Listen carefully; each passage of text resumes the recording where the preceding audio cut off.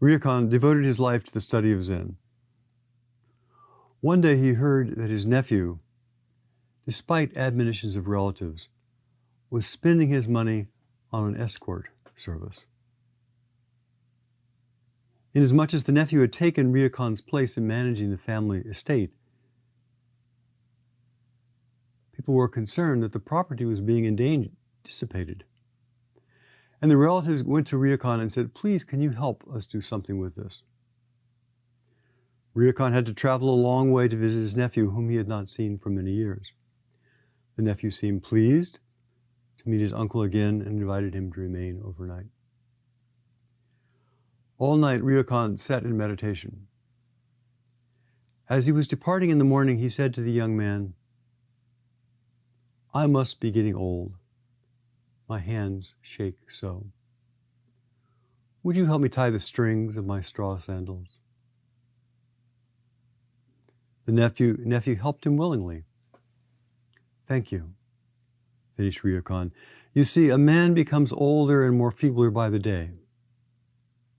Take good care of yourself." Then Ryokan left, never mentioning a word about the misuse of money or the complaints of his relatives. But from that moment on, the nephew did not dissipate himself. Interesting story. So the basic situation is someone is involved with, gambling, drinking, partying, spending a lot of extra money on things that are really not very useful.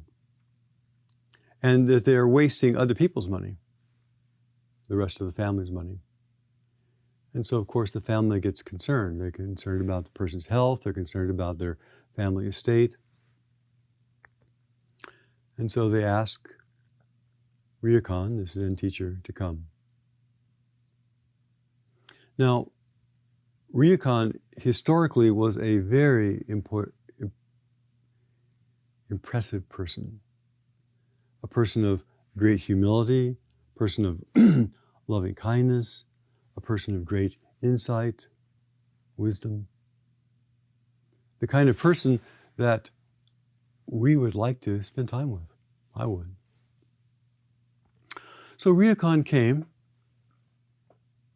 and met his nephew, talked to his nephew, kind of got a sense of the flavor of his nephew, what was going on.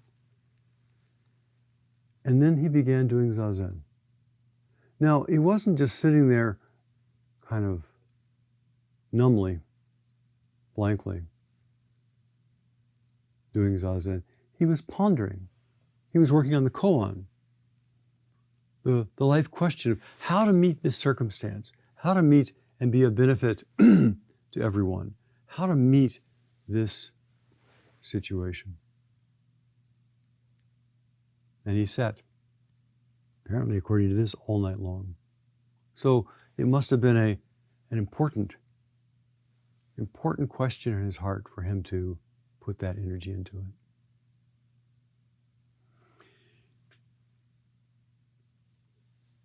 In the morning, he was putting his shoes on, straw sandals as they would wear in those days. And he asked his nephew to please help him. Now, another version of this story says that the nephew was helping Ryokan and tying his shoes, and suddenly felt a dripping on his hand. And the nephew looked up and saw tears in Ryokan's eyes. Just tears.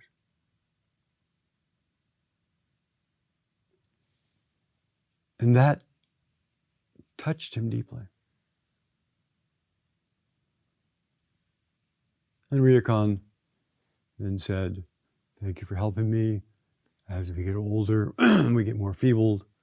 Please take good care of yourself." Now, first off, the there must have been a rapport between Ryokan and his nephew. Secondly, the nephew must have been a person of some sensitivity. To actually see a beloved relative not making any admonishments, not correcting, not saying anything, but simply seeing the tears, seeing the deep emotion as they reflect on that nephew's life, state of mind, state of heart. The nephew must have been a very sensitive person to have been deeply impacted by the genuine care, by the heartfelt tears that slowly and quietly streamed down Ryokan's face. And in that touching, the nephew had a waking up to what was really important. What's really important is contact, is connection, is relationships, and not frivolous activity. So may each of us be touched by someone's care. May each of us be touched by someone's deep compassion and respect for our lives.